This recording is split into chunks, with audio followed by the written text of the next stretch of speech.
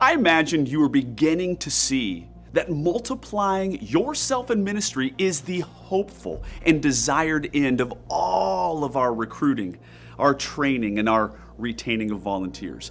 Ministry multiplication is the biggest win. However, I know the obstacles that stand in the way of multiplying ministry. Rather than use the word obstacles, it might actually be better stated objections to multiplying ministry. Now that I think about it more, maybe obstacles and objections are not even the right words either. I think the word we could substitute would be excuses for why people don't assertively seek to multiply their efforts in a ministry context. Number one excuse: it's my job to be the pastor and not others. Now, this is an interesting one, and I want to examine that assumption in that statement. The statement reads, "It's my job to be the pastor, not others." This is actually not a true statement. As we've stated earlier and quite a few times throughout this entire course, the role of a pastor is to build up the body to do the work of the ministry. Great, you as a pastor are the trainer, the multiplier. You are a developer. You as a pastor are not to be the doer. The church will never be able to hire enough staff people to meet all of the needs of the ministry. The smartest churches and the smartest leaders seek to hire leaders who will be builders of others, not just doers themselves. Bottom line, a doer of ministry is addition, but a builder is multiplication. Excuse number two: it's easier just to do it myself. Well, it is easier right now, but not for long. It will not get easier as time moves forward and the ministry begins to grow. Expectations will inevitably increase. Demands on your time will certainly compound. Additional duties will come your way. That's the way it works. The wise and master builder, you see, they set plans for future growth now by building into other leaders, thus multiplying the ministry. Now, have you ever been to Arizona? Now, one time when I visited Arizona, I was shocked to see these massive man-made riverbeds. Now, these cement channels were installed for the anticipation of the one time a year when the rains hit hard. Intelligent leaders thought ahead and built for the future of a downpour. They calculated and pre-directed surges of water and mapped out just exactly where they should go. Are you ready for future growth? Would you be ready if 19 new volunteers came up to you right now and said, "I wanted to get plugged into ministry"? Most would say they would be overjoyed until they realized that they would not know how to effectively plug them in right away. I've seen it time and time again. Arizona city planners made decisions now for a future when the blessings of rain would come. Working hard now, pulling double duty for a season, makes tomorrow's anticipated downpour of waters a welcome thought.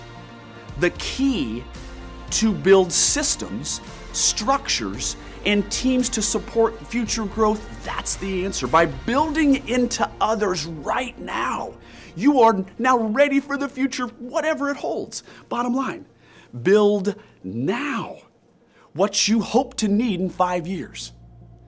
Excuse number three: I am better at it than those under me. I am the best, fill in the blank. Hey, guess what? I'll give it to you. You probably are the best at something at your church. Likely that's why they hired you. Certainly, I came in as a better teacher than those that I was mentoring. However, after training them to be great teachers for 18 months, now guess what? I was actually a better teacher than my previous self a year and a half earlier. I got better by multiplying myself. I must know my stuff in order to impart it to another. You see, the teacher is always the greatest student. You will personally experience exponential growth in yourself through the process of developing another. In order to pass on something of value to somebody else, you must first possess it fully yourself. Beyond that, the very act of multiplying yourself causes you to reflect, refine, and even rediscover what it is in the world you actually do. Bottom line, you personally get better through ministry multiplication. Excuse number 4. They might outshine me. They might actually be better than me. Honestly, I hope that they do outshine you. I hope that you discover a diamond in the rough. I hope that you care for that hidden treasure and polish it as if it was a stone and place it in the best possible place for every single buddy to benefit. Bad leaders seek to sabotage the opportunities of others so that they can be the bride at every wedding and the corpse at every funeral. Some people just gotta be the center of it all. Selfish and small leaders are threatened by the building of other gifted leaders. It would be like the quarterback not throwing the ball to the best receiver for fear that they might get the better press. Yet in doing so, shortcuts the possibility of every team member getting that Super Bowl ring.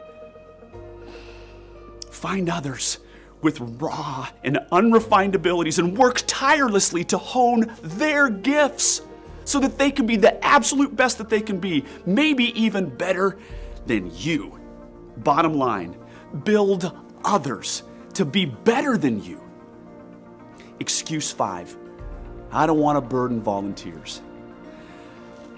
You are not being a burden to a volunteer by allowing them to spread their wings and discover who God made them to be. You are not burdening anyone. You are being a blessing to them. You are being a blessing to the long-term health of the church.